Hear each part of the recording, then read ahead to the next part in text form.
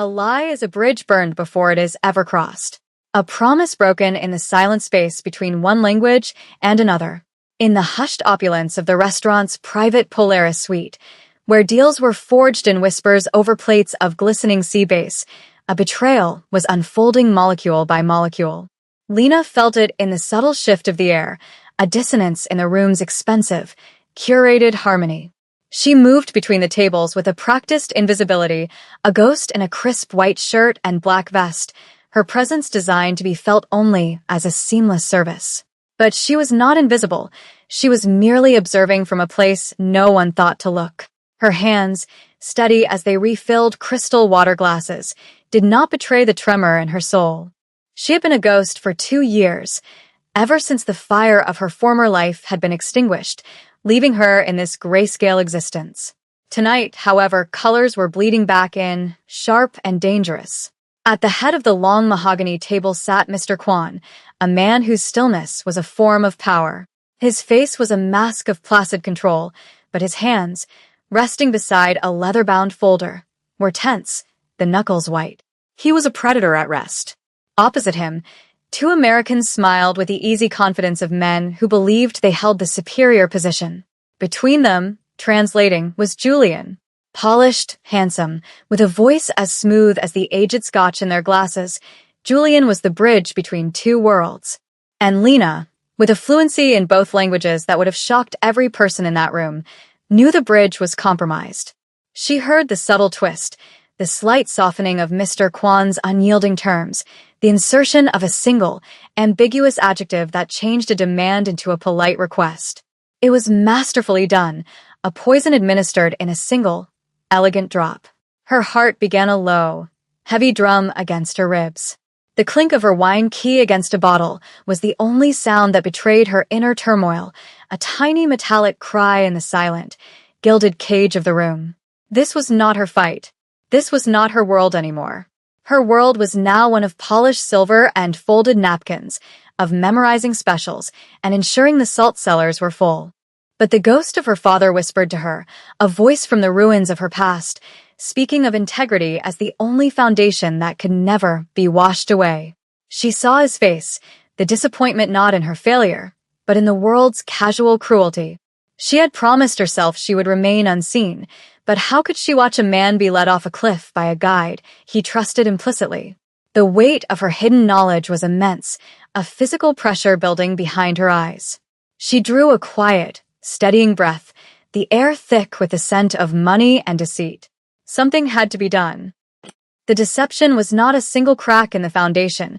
It was a deliberate, systematic demolition. As Lena performed the silent ballet of service, clearing plates, offering bread, her movements fluid and unobtrusive, she became an unwilling auditor of a grand betrayal. She listened, not with the passive ear of a server, but with the hyper-focused intensity of the person she used to be, an international arbiter, a woman who once lived and breathed the nuances of contractual language. Julian's voice, a melodic baritone, flowed effortlessly, yet each sentence he spoke was a carefully crafted falsehood. When Mr. Kwan stated, his tone like chilled steel, the liability clause is non-negotiable and absolute, Julian turned to the Americans and smiled reassuringly. Mr. Kwan feels there is room for flexibility on the finer points of the liability structure, pending a review of your proposed amendments. It was a lie of staggering audacity. Lena's hand paused for a fraction of a second over a bread basket, her knuckles brushing the warm linen. She watched Julian's eyes. They never wavered. He was a consummate performer. He wasn't just mistranslating words. He was rewriting the very soul of the negotiation, steering the outcome toward a destination of his own design. He was remodeling the architecture of the deal in real time, brick by treacherous brick. The Americans, hearing only what they wanted to hear, nodded, their expressions softening. They believed they were winning, taming the fearsome titan of industry. They had no idea their victory was an illusion, a script being fed to them by the man they paid to be their voice of truth. Lena felt a cold fury rise within her, a feeling she hadn't allowed herself to experience in years. It was the same fury she had felt sitting in a sterile boardroom as her own career was dismantled by a series of elegant, professional lies, her name and reputation dissolving under the acid of a well-orchestrated smear campaign. She recognized the methodology, the confidence, the utter lack of conscience. She looked at Mr. Kwan, a man of immense power, being rendered impotent by a single, untrustworthy voice. He was a king being advised by a traitor, and he did not even know it. The quiet hum of the room's air conditioning seemed to grow louder, a menacing drone that vibrated through the floor. The weight on her was no longer just knowledge, it was responsibility. She was the sole witness to a crime being committed in plain sight, a silent assassination of a multi-billion-dollar deal. To remain a ghost was to be an accomplice. Lena retreated into the hushed, metallic world of the service corridor, her back pressing against the cool stainless steel of a wine refrigerator. The rhythmic thrum of the machine vibrated through her spine, a mechanical heartbeat counting down the seconds of her indecision. Here, away from the gilded cage of the Polaris suite, the reality of her situation crashed down upon her. Her life was a fragile structure she had painstakingly assembled from the wreckage of her past. This job, this uniform, this cloak of invisibility, it was all that stood between her and utter ruin. It paid the rent on her small apartment and serviced the mountain of debt left behind by her father's legal battles. To intervene was to risk it all. They would fire her instantly. A scene in a private room with men of this caliber was unforgivable. Best case scenario, she would be escorted out, jobless and disgraced once more. Worst case, these were not just corporate executives. The rumors about Mr. Kwan's enterprise were dark and pervasive. Involving herself could mean inviting a danger she couldn't possibly comprehend. The door to the dining room seemed to pulse with a malevolent energy. Silence was safety. Silence was survival. But the ghost of her father was with her in the corridor, his presence more real than the steel at her back. He had been a civil engineer, a man who built literal bridges. His philosophy, which he had drilled into her from childhood, was that integrity was the ultimate load-bearing structure. A bridge with a single weak joint is not a bridge, he used to say. It is a beautifully engineered catastrophe. His own catastrophe had come when a rival firm falsified stress reports, causing a municipal project to be condemned. They hadn't just ruined his company, they had erased his name, his legacy.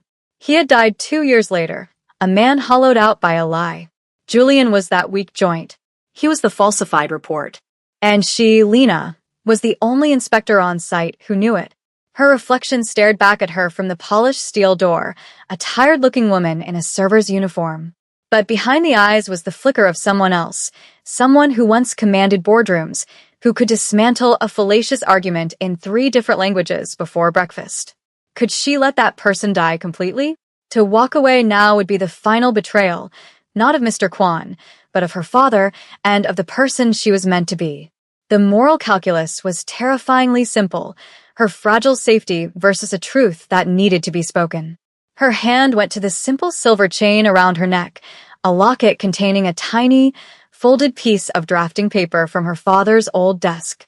It was a choice between fear and legacy.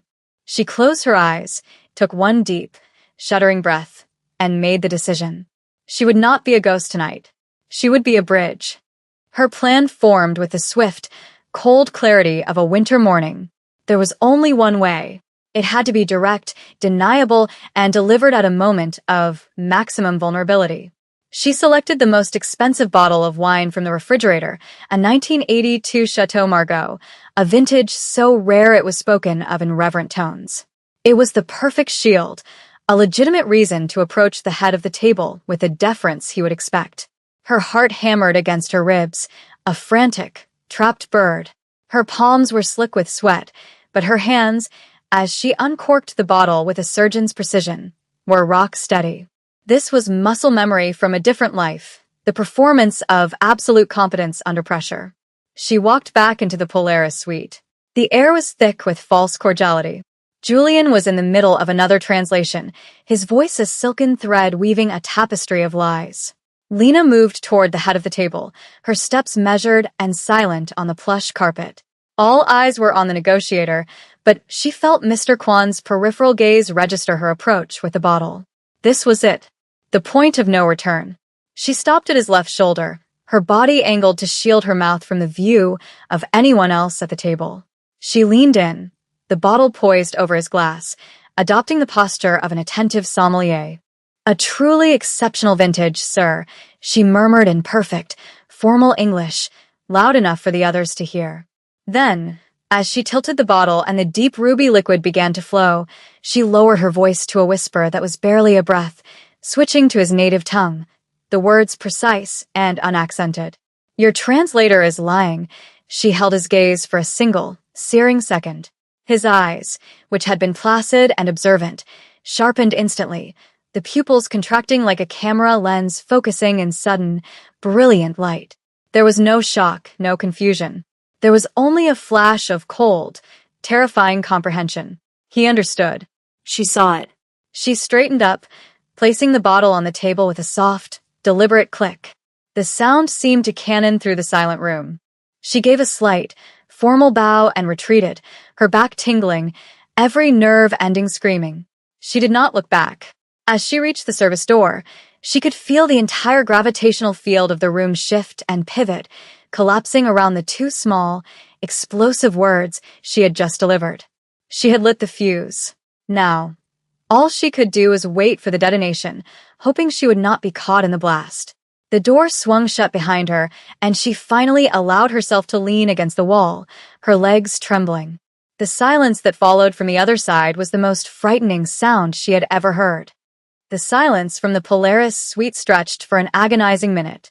Lena stood in the corridor, her ear pressed lightly against the wood, her breath held tight in her chest. She could hear nothing but the frantic thumping of her own blood. Then, the low murmur of conversation resumed. For a terrifying moment, she thought he had ignored her, dismissed her as a delusional servant. Perhaps she had misread him entirely. The thought sent a wave of nausea through her. But then, the quality of the sound from within the room changed. Mr. Kwan's voice, when he finally spoke, was different. The placid, almost gentle tone he had used before was gone, replaced by something flat and hard, like a sheet of ice. He said something short and commanding. Lena didn't need to hear the words to understand the intent. He was setting the trap. He allowed Julian to translate one more exchange, his eyes never leaving the translator's face. He was watching the mechanics of the lie, studying the performance now that he knew it was a sham. He was gathering his own proof. Then, he raised a hand, a simple gesture that brought the entire meeting to a dead halt. The silence that fell this time was absolute, heavy with unspoken tension. "Julian," Mr. Kwan said, his English perfect, devoid of any accent. The casual use of his own language was the first shot fired. "Would you be so kind as to repeat my last statement to our guests?" "Verbatim, if you please." Julian's smile faltered for the first time, a barely perceptible tremor at the corner of his mouth. He began to stammer, trying to reconstruct the lie he had just told.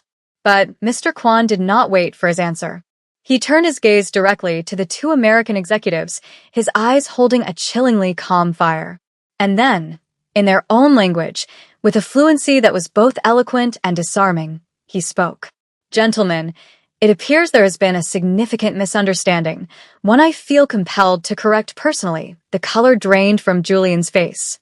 The Americans stared, mouths agape, their minds scrambling to process this sudden, shocking plot twist.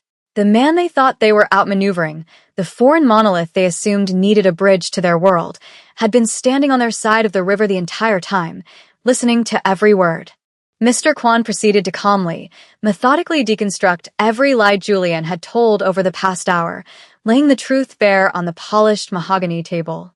With each sentence, Julian seemed to shrink, his expensive suit suddenly looking 2 sizes too big. The confrontation was not loud or explosive. It was quiet, surgical, and utterly devastating. The room had become a courtroom, and Mr. Kwan was the judge, jury, and executioner. 2 of his security guards, who had been standing impassively by the door, moved to flank Julian's chair, their presence a silent, final verdict. The deal was dead. The betrayal was exposed. And Lena, listening from the other side of the door, finally let out the breath she had been holding, her body slumping in a wave of terrifying relief. The aftermath was swift and silent. The American executives were escorted out through a side exit, their faces a mixture of confusion and humiliation. Julian was taken away through another, his expression vacant with shock. The Polaris suite, once a theater of high-stakes negotiation, fell silent. Lena was preparing to clock out, to slip away into the anonymity of the night, when the restaurant manager approached her, his face pale. "Mr. Kwan wishes to see you," he said, his voice a nervous squeak. Every instinct screamed at her to run. But she had come this far. She straightened her vest, smoothed her apron, and walked back into the room. Mr. Kwan was alone, seated at the head of the now-empty table, a single glass of water in front of him. The leather folder was closed. He gestured to the chair opposite him, the one Julian had occupied. Lena sat, her hands clasped tightly in her lap. For a long moment, he simply studied her, his gaze intense and analytical, as if he were trying to solve a complex equation. "You speak my language fluently," he stated. It was not a question. "Yes, sir," Lena replied, her voice steady. "And you understand the intricacies of contract law," again a statement. "I used to," he leaned forward slightly, his eyes narrowing. A waitress at a restaurant does not typically possess such a unique combination of skills. "So I will ask you directly. Who are you?" The question hung in the air, demanding more than just her name. It demanded her story. The dam she had built around her past finally broke. The words came out in a controlled, even tone, but they carried the weight of 2 years of suppressed grief and anger. "My name is Lena Wallace," she began. "Until 2 years ago, I was a senior associate at Sterling Vance Global, specializing in international arbitration. I was on the fast track to a partnership," she told him everything. About her father, the brilliant engineer. About the rival firm, a corporate behemoth named Omnicorp, and their ruthless tactics. She explained how they had framed her for leaking sensitive client data during a major arbitration, an arbitration where she was representing a company Omnicorp was trying to acquire. They had created a false digital trail, bribed a junior IT technician for testimony, and systematically destroyed her reputation. She was disbarred, professionally exiled, and left with crippling legal debts. Her father, whose own career had been destroyed by the same company years earlier, fought for her until his health gave way. "I took this job because no one in the legal or corporate world would touch me," she finished, her voice quiet but clear. "I needed to disappear. To be invisible." Mr. Kwan listened without interruption, his expression unreadable. When she was done, he sat back in his chair, his fingers steepled. "Omnicorp," he said, the name tasting like poison on his tongue. "They are the parent company of the men who are here tonight. And Julian, he was their instrument." The pieces clicked into place with sickening clarity. This wasn't just about one bad translator. It was the same enemy, the same snake, still biting at the heels of its rivals. She hadn't just stumbled into a random act of corporate espionage. She had walked right back into the epicenter of her own destruction. In the days that followed, Lena existed in a state of suspended animation. She continued her shifts at the restaurant, the familiar routine a fragile anchor in a sea of uncertainty. The Polaris suite remained empty, a silent monument to the night that had fractured her carefully constructed peace. She heard nothing from Mr. Kwan. The silence was a new kind of torture, feeding the doubt that gnawed at her. Had he believed her? Or had he simply dealt with his immediate problem and discarded her as an anomaly? A strange, but ultimately irrelevant footnote to the evening's drama? She found herself compulsively checking the news, scanning financial reports for any mention of Mr. Kwan's company or Omnicorp, searching for ripples from the stone she had thrown. There was nothing. The corporate world, it seemed, had absorbed the aborted deal without a trace. Her life felt precariously balanced on a knife's edge. The invisibility she had once craved now felt like a suffocating shroud. By intervening, she had made herself visible again, if only for a moment, and she didn't know if the consequences would be liberation or a new, more dangerous form of exile. One afternoon, as she polished wine glasses behind the bar, a sleek black car pulled up outside the restaurant. A man in a dark, impeccably tailored suit entered and asked for her by name. He wasn't from the restaurant's management. He was one of Mr. Kwan's men. He handed her a thick, sealed envelope. "Mr. Kwan requested I deliver this to you personally," he said, his voice polite but firm. He turned and left without another word. Lena took the envelope to the staff break room, her hands trembling as she tore it open. It wasn't a letter. It was a dossier. Inside were dozens of pages of documents, internal Omnicorp emails, encrypted financial transactions, sworn affidavits, and detailed digital forensics reports. It was a complete, systematic demolition of the case that had been built against her 2 years ago. Mr. Kwan's team had not just investigated Julian. They had exhumed her entire professional life. They had found the bribed IT technician, now living in another country, and secured a confession. They had traced the flow of money from an Omnicorp slush fund to the technician's offshore account. They had unearthed the fabricated emails, proving they were created on an Omnicorp server and planted on her work laptop. It was all there in black and white, irrefutable proof of her innocence. At the bottom of the stack was a single sheet of paper with a short, typed note. It was an address, the headquarters of Mr. Kwan's corporation, and a time for a meeting the following day. He had not just believed her. He had vindicated her. The documents were more than just evidence. They were the key to the cage she had been living in. The conspiracy was far deeper and more insidious than Lena could have imagined. As she read through the dossier Mr. Kwan's team had assembled, the full scope of Omnicorp's predatory strategy came into terrifying focus. Julian was not an isolated operative. He was a single, highly effective tool in a vast arsenal of corporate warfare. The investigation revealed that Omnicorp had been systematically targeting Mr. Kwan's global expansion for over a year. They had a dedicated, covert division focused solely on industrial sabotage. They placed compromised individuals, translators, junior analysts, administrative assistants, inside the operations of their targets and their potential partners. These operatives were trained to subtly alter data, misrepresent communications, and introduce small, almost imperceptible points of friction into negotiations. Their goal was not to cause catastrophic failures, but to ensure that deals soured, trust eroded, and partnerships fell apart through 1,000 tiny cuts. It was a slow, methodical poisoning. Julian's brazen lies during the dinner were an act of desperation, a high-risk move because Mr. Kwan's deal with the American firm would have given him a critical foothold in a market Omnicorp considered exclusively their own. The dossier detailed at least 3 other major international deals Mr. Kwan's company had pursued that had mysteriously collapsed at the final stage. Reviewing the new evidence, Lena could see Omnicorp's fingerprints all over them. The same pattern of miscommunication, of terms suddenly becoming unacceptable, of trust inexplicably dissolving. It was a ghost army, waging a silent war in boardrooms and back channels across the globe. But the most chilling revelation was the direct link between her own downfall and this larger campaign.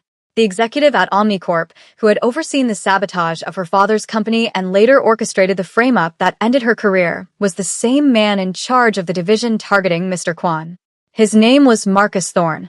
He had seen Lena's rising talent in arbitration as a future threat and had eliminated her preemptively. It wasn't personal. It was just a strategic move on a global chessboard. She had not been a victim of random corporate malice. She had been one of the first casualties in a long, undeclared war. The knowledge was both terrifying and liberating. Her ruin had not been a meaningless tragedy. It was a piece of a much larger puzzle. And now, holding the evidence in her hands, she was no longer just a victim. She was a witness. Mr. Kwan had not just cleared her name. He had armed her. He had given her the truth, a weapon far more powerful than any lie. The file was a map of the enemy's territory, and she knew the terrain better than anyone. The next day, Lena stood before the towering glass and steel monolith of Kwan Industries. The building soared into the sky, a declaration of power and permanence that was the antithesis of her life for the past 2 years. The simple waitress uniform was gone, replaced by the best suit she still owned, a charcoal gray relic from her former life that she had kept preserved in plastic, a silent testament to a future she thought had been stolen from her. She walked through the revolving doors, her reflection moving with her across the polished black marble floor. This was the world she had been cast out of, and returning to it felt like stepping onto a foreign planet. An executive assistant met her in the lobby and escorted her to the top floor. The elevator ascended in silence, the city unfolding below them like a blueprint. The doors opened directly into Mr. Kwan's office, a vast, minimalist space with a panoramic view of the skyline. He was not behind his desk. He was standing by the window, looking out at the city, his back to her. "The view from up here is different," he said, without turning around. "You can see how all the bridges connect the city. How vulnerable they are. How much trust we place in them every day." He turned to face her, his expression serious. "Omnicorp and men like Marcus Thorne, they do not build. They only seek to weaken the foundations of others." He gestured to a large conference table where 2 sets of the dossier she had received were laid out. "My legal team has reviewed what my investigators found. They believe we have enough to launch a full-scale corporate espionage lawsuit that will not only expose Omnicorp's practices, but will also lead to criminal charges. Your testimony and this evidence," he tapped one of the folders, "will be the cornerstone of that case." He paused, his gaze locking with hers. "This will mean stepping back into the light, Ms. Wallace. Your name will be everywhere. The world you tried to hide from will be watching." This was the crux of it all. He was offering her a path back, but it was a path through the very fire that had burned her before. "I am not offering you a reward," he continued, his voice low and intense. "I am offering you a position. My head of international negotiations retired last month. The division is vulnerable. I need someone to rebuild it. Someone who understands the architecture of a deal, but more importantly, someone who understands the nature of the termites that try to eat away at the foundation. I need someone with your skills, your integrity. I need a bridge builder who knows how to spot a weak joint from a mile away." It was more than a job offer. It was a chance at redemption, a chance to reclaim her name, to finish the fight her father had started, to turn the greatest injustice of her life into her greatest strength. It was an opportunity to stop being a ghost and become a fortress. Lena looked from Mr. Kwan to the sprawling city below, a complex network of steel and light, of connections and commerce. For 2 years, she had felt like a ghost haunting its edges, invisible to the vibrant life pulsing through its arteries. Now, she was being invited back to its very heart. The fear was still there, a cold knot in her stomach. The memories of public humiliation, of watching her name dragged through the mud, were fresh and raw. Marcus Thorne and Omnicorp were a formidable enemy, and taking them on would mean facing that trauma head-on. She thought of the long, quiet nights in her small apartment, the weight of her father's legacy feeling like an impossible burden. She thought of the shame, the feeling of being erased. Then she looked at the dossier on the table, the neatly compiled pages of truth. It was a weapon, and Mr. Kwan was not just offering her a chance to use it for his own ends. He was offering her the chance to wield it for herself, to rewrite her own story. "When I was disbarred," Lena said, her voice quiet but gaining strength with every word, "I felt like my voice had been taken from me. The one thing I had, my ability to use language to build, to persuade, to find common ground, was turned into a liability. Hiding felt like the only option." She walked closer to the window, standing beside him, and looking out at the horizon. "My father used to say that the strongest structures are the ones that can flex under pressure, without breaking. I think I forgot that. I chose to be rigid, to hide, because I thought if I didn't move, I couldn't be broken again." She turned to face him, a new resolve hardening in her eyes. "You have not just offered me a job, Mr. Kwan. You have offered me a chance to be the person my father raised me to be. To not just build bridges, but to defend them." A small, rare smile touched Mr. Kwan's lips. "Then you accept." Lena took a deep breath, the sterile, air-conditioned air of the office feeling like the first clean breath of a new life. "I accept." The final scene is not one of dramatic courtroom battles or triumphant headlines. It is 6 months later, in a boardroom in Seoul. Lena Wallace, dressed in a sharp, dark blue suit, stands beside Mr. Kwan. She is briefing him and his executive team before a major negotiation, her voice confident, her command of the material absolute. She moves with an earned authority, her presence filling the room. She is no longer a ghost. She is visible, powerful, and whole. As she concludes her presentation, her eyes drift for a moment to her hands, resting on the polished table. They are steady. They are the hands of a builder. She feels a quiet sense of peace settle over her, a feeling of alignment with her past, her present, and her future. The memory of her father is not a weight anymore. It is a foundation.